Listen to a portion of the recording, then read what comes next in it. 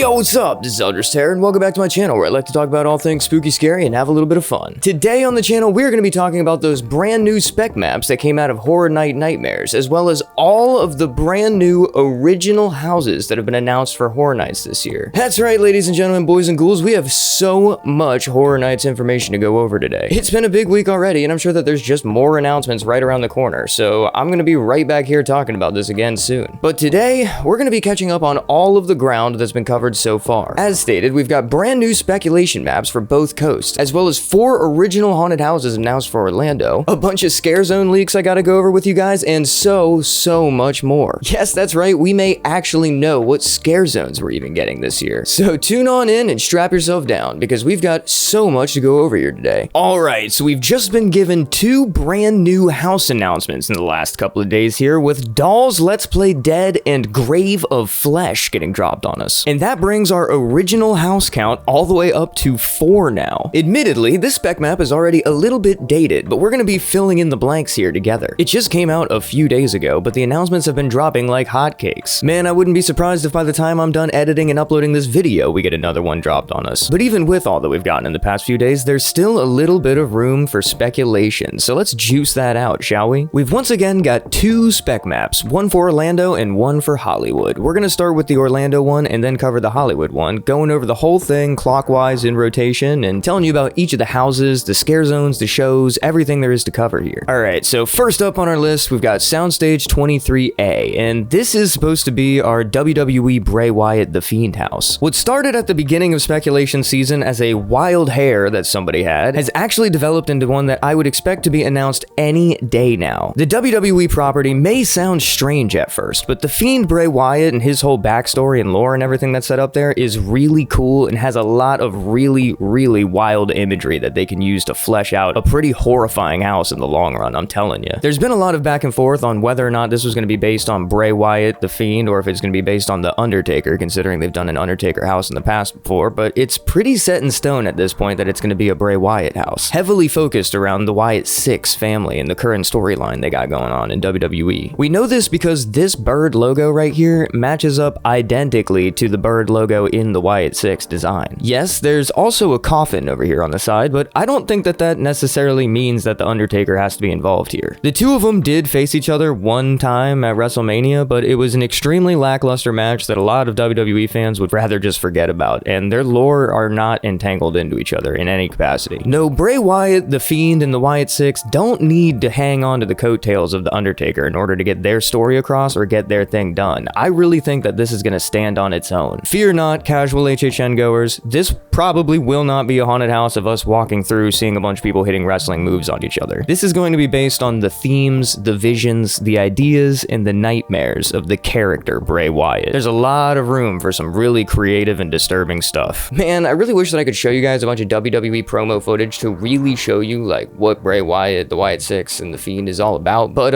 WWE doesn't really like their stuff on YouTube, so we're just gonna have to skip out on that. If WWE isn't your thing though, we're moving up to Soundstage 22, where we've got maybe our most important original to be announced so far, El Artista, a Spanish haunting. Now this is one that's already been covered in depth on this channel, but let me give you a rundown, okay? El Artista was announced at a panel at Spooky Empire, and because of this, there was a lot of questions that were able to be asked to the executives directly about the house that was coming. We also got a full presentation and a scare actor up on stage to really drive home what we would be getting inside of this house. It was really cool. What we learned from this is that it'll take place in a Gothic Spanish manor, have something to do with some kind of evil undead conservatory that's bringing spirits to life, and that the story of the house will follow along with a painter named Sergio Navarra. He's a tortured artist that's fallen into a bit of a slump and come to this manor to try to find some kind of inspiration for his future works. Instead, what he finds is a bunch of spirits trying to use his paintings to come through into the world, our world. We've been promised some really cool ghost effects and a lot of tricks up their sleeve in this one. The house is being designed by the same guy that designed Dead Man's Pier Winter Wake, as well as Blood Moon Dark Offerings, so this is sure to be one that's both beautiful and horrifying. Now, as stated, this may be the most important original house to the event, as we've heard promises that a lot of things from this house will be featured across all of the other original houses throughout the event, as well as throughout the scare zones and the overall theming of the whole thing. It's said that this isn't exactly an icon house, but that the entire theming of this event will take place within this story, in some capacity, however, whatever that means. And with that said, I'm gonna break from my order for a little bit here to talk about this little scare zone right at the front of the park. This icon, to me, looks like the conservatory that we've been seeing so far from all of the bumpers and trailers for all of the haunted houses. This is probably going to serve as our entry port scare zone for the year, and I'm really interested to see how that comes out. This will probably be the conservatory in the physical manifestation. It'll be interesting to see how they want to welcome us into the conservatory and into this new spiritual story that we're going to have throughout this park. They've said that artworks that are found around the conservatory and the Spanish manor in which El Artista takes place will be found across all of the other haunted houses in the park, so we'll see how that happens. This is only supposed to be the beginning of this advanced level of immersion that's been promised to us this year. El Artista sounds really cool to me. I'm really excited to see how this is pulled off in the flesh. The theming and the whole vibe that's supposed to be carried out throughout this house and the entire event as a whole based from this house sounds really cool to me. The whole gothic cathedral stained glass vibe is just really interesting, and it's not too outplayed. Ironically enough, we don't have this same house over in Hollywood, but we do have the same kind of theming being carried over. I wonder what's going on with that. It wouldn't be the first time that Hollywood and Orlando both use the same kind of theming off of just a Orlando alone property. But like, what's up with that? I don't know. They made a really big point in that Spooky Empire panel that this was going to be the most immersive year ever. Even going to the extent of saying that if you were to go on a behind the screams tour, you'd be finding art from this El Artista house scattered throughout all of the other houses. And like, the whole conservatory thing definitely comes from here, so this is just gonna infect its way through the entire event. It's gonna be really cool to see where that goes. Hit those comments down below and let me know what you're thinking about this whole concept this year. A lot of people on the internet have been arguing whether or not Sergio Navarro is gonna be some kind of an icon for the event or not. Personally, I'm starting to think that maybe the conservatory itself is the icon this year. Not really a traditional icon, but more of just a setting and a general theme. But moving up to Soundstage 23B, we've got Five Nights at Freddy's. Based on the Blumhouse movie, based on the video game IP, this is one that a lot of people are extremely excited about. I've said it before and I'll say it again, Five Nights fans have been frothing at the mouth for Five Nights to come to the event for a really long time, and they've finally got their wish come true. Put on your comfy shoes or get yourself a Scream early ticket, because this one right here is guaranteed to have like a 2-hour line plus every single night of the event. Honestly, it's gonna be crazy. For those of you unfamiliar, Five Nights at Freddy's is a survival horror video game series where you play as kind of a security guard taking care of what seems like a cursed Chuck E. Cheese, or an off-brand one at least. Anyway, the place used to be run by a serial killer, and as you try to monitor security cameras throughout the night, the ghosts of his victims possess the animatronics and chase you down. Though the property is generally considered one made for kids and very popular around the younger crowds, I really feel like this is going to create an insane looking haunted house. First of all, Horror Nights has been in touch with the people that made the costumes and animatronics for the film itself, and that the props we'll be seeing in the houses are going to be identical to what we've seen in those films. So odds are, this is going to be very wild. This is going to be really cool and feel really oppressing. If you're not a fan of the IP, I offer you this. There have been many times throughout the years where I've gone to a haunted house for something that I didn't necessarily like the IP attached with it. But at a 99% success rate, Horror Nights has always managed to make that haunted house significantly better than the IP even was for me. If a story or an idea doesn't exactly hit stretched out over 2 hours in a film for you, it might just work in about a 5-minute haunted house, highlighting all of its best and scariest parts. You know what I mean? I'm excited for Five Nights at Freddy's. Any way you slice it, this thing's gonna be cool. Moving up to Soundstage 24, we've got yet another original, and this one was just announced today. Grave of Flesh. Welcome to your funeral, where it's about to go from bad to worse. You'll enter the underworld and be hunted by flesh eaters for eternity. Yeah, this sounds insane. Taking a trip to the underworld and being hunted down by flesh eaters sounds like such a wild idea for a haunted house. This is so ambiguous and ambitious, I feel like there's so much that you could put inside of this. If I close my eyes and imagine myself walking down the river of Styx, being hunted by any kinds of insane monsters, creatures that Horror Nights can cook up for me, that is definitely a wild vibe. That is definitely a crazy situation. This is one that not too much is known about, but the concept itself sounds really intriguing to me. Let me know in the comments down below what you think that this thing is going to be like. For Soundstage 25, we are all very impatiently awaiting for Terrifier to be announced. If you're not familiar with Terrifier and Art the Clown, then you have been seriously sleeping under a rock. Terrifier is maybe one of the biggest slasher IP names to come out in the last decade. I mean, really, they're putting this guy up with Jason Voorhees, Michael Myers, and Ghostface as far as recognizability goes. The movies are bloody, they're disgusting, they're low brow, and people absolutely love them. These films push things about as far as you can go. Like, really truly, these films are made to just blow your mind with how insane they are. The acting's not the best, the story's not the best, but the visuals those are ones that will be permanently ingrained into your brain forever. And because of all of these reasons, I think that this is going to make a very solid haunted house. The question is,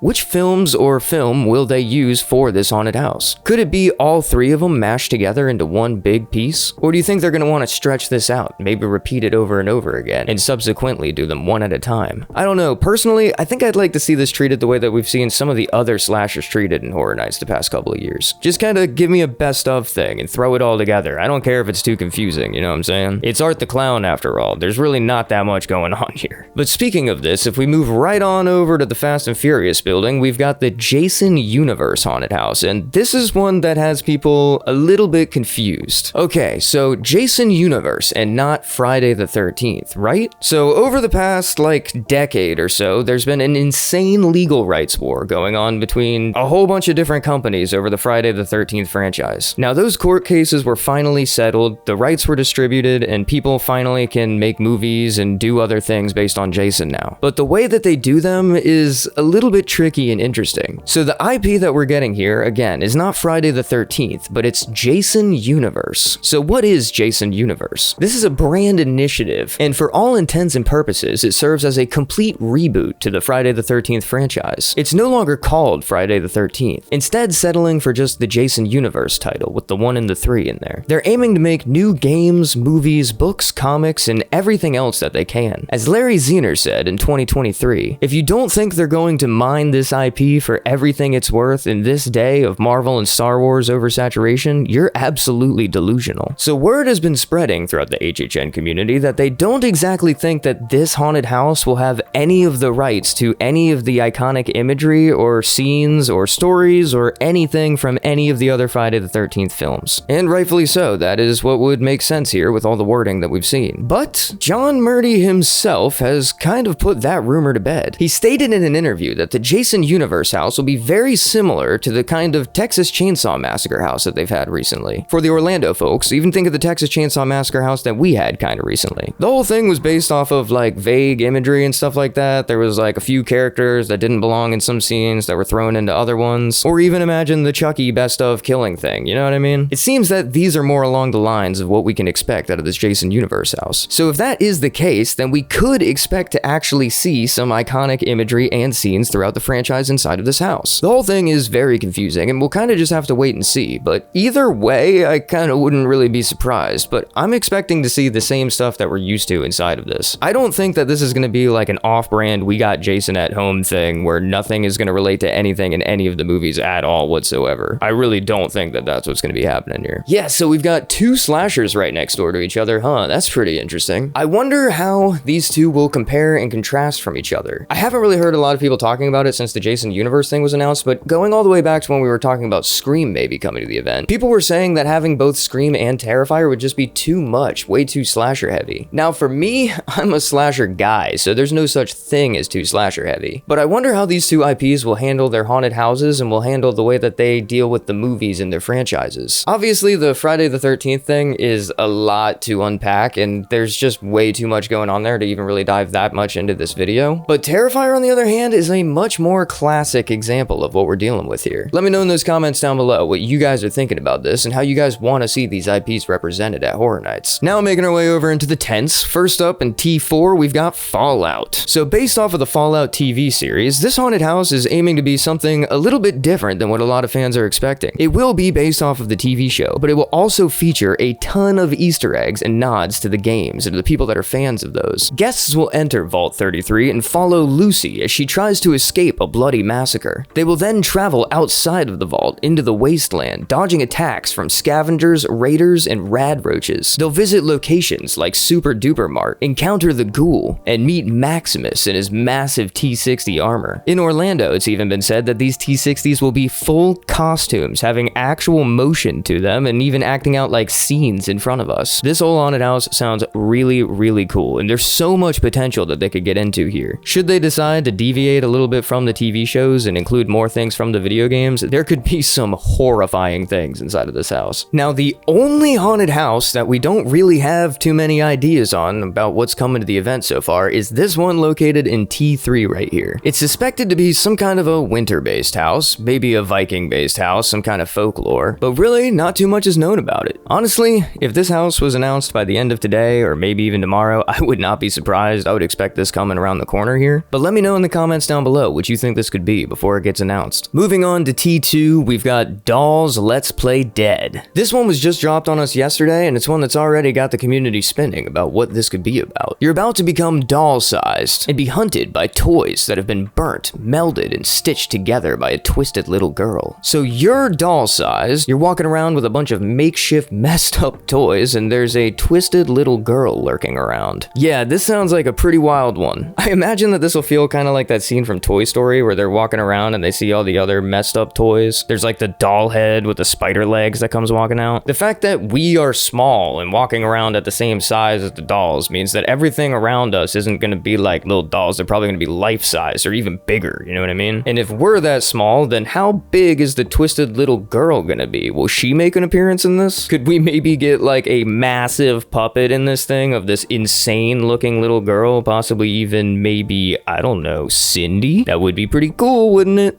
Look, I'm not saying that this is going to be an icon house or anything like that. The idea is on the table and it's right in front of us. This is going to be a really cool thing. If Frankenstein together dolls don't exactly creep you out, then let's move up to Tent 1 and talk about the last haunted house on our list here. Hatchet and Chains is returning from a single room based in Slaughter Cinema 2. The house description reads that in this Old West town, all hell is breaking loose. Red-hot lava demons are trying to possess everyone, melting everything in their path. Probably slotted as the comedy house for the year, this one is going to be a lot of fun. There's a certain grindhouse aesthetic that lives in the DNA of all of these Slaughter Cinema houses, and I personally eat that up, man. Cheesy B-movie horror is my thing. I can't get enough of it, and being able to experience them in the physical is always a good time. The Western setting is one that we don't really get a lot at the park, and I'm really excited to experience that this year. But that wraps it up for the haunted houses in Orlando, so let's touch on the scare zones real quick and then move our way over to Hollywood. Yeah, so there's only one haunted house left even that we don't really know what's going to be for this year. And like, we're not all the way there just yet, but come on, we've been just about 100% accurate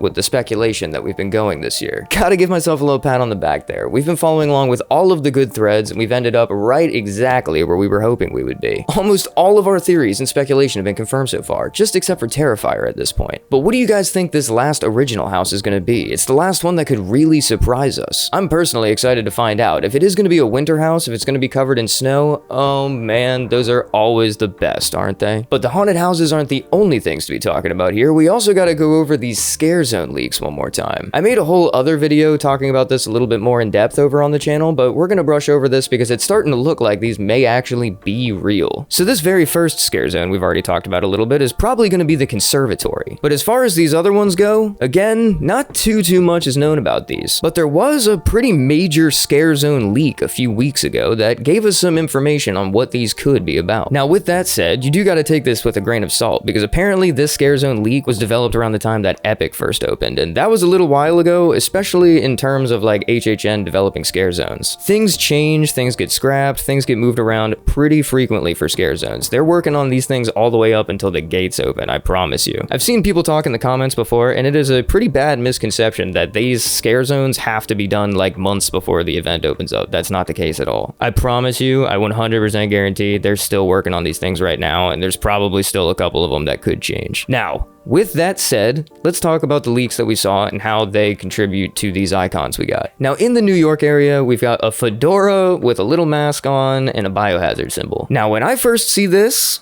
I'm hoping for Boris, you know what I mean? This silhouette of a man kind of looks like Boris Schuster to me, and I would absolutely love to see some kind of zombie Boris scare zone going on over here. That would be really cool. But the leak reads that when a cargo truck carrying unmarked and unsafe material hits a mafia car fleeing the scene of a bank heist, the streets of 1920s New York become grim for a mutant outbreak. And admittedly, that description also definitely lines up with this scare zone picture right here. So what do you guys think? Let me know in the comments down below. Maybe the Boris stuff is just wishful thinking on my part. Moving on to this next scare zone, this one's been labeled as the party zone. Guests can dance, get pictures with original characters, and enjoy the party. An undead DJ will be there playing live every night to keep it going. Again, this leak description definitely lines up with the picture here. Moving down to the first show on our list, we see that Nightmare Fuel is coming back, and this was pretty much confirmed by Michael Aiello at the Spooky Empire meeting. The Central Park scare zone on our list is being called Cattails. Wrought iron gates block the entrance to Crooked Lane, a long winding road leading to the cat lady's home. Legend has it she leads children down the lane to transform them into felines to add to her menagerie. The icon on this picture kinda looks like a raccoon mixed with a cat to me, but I guess it could match to the description the way that the rest of these are kinda lining up. At the very least, it could be somewhat on point here. Now, the most interesting thing about this rumor is that Crooked Lane actually also comes from Slaughter Cinema as well. Could we be getting 2 Slaughter Cinema ideas brought to the event at the same time? I mean, that would be really cool. This scare zone's also located pretty close to the Hatchet and Chains building. Directly outside of this scare zone, we see that we have another water show coming to HHN this year. This is something that has me so excited. I'm really happy to see this on spec maps again. The lagoon shows that we've seen at Horror Nights in the past have been spectacular, honestly.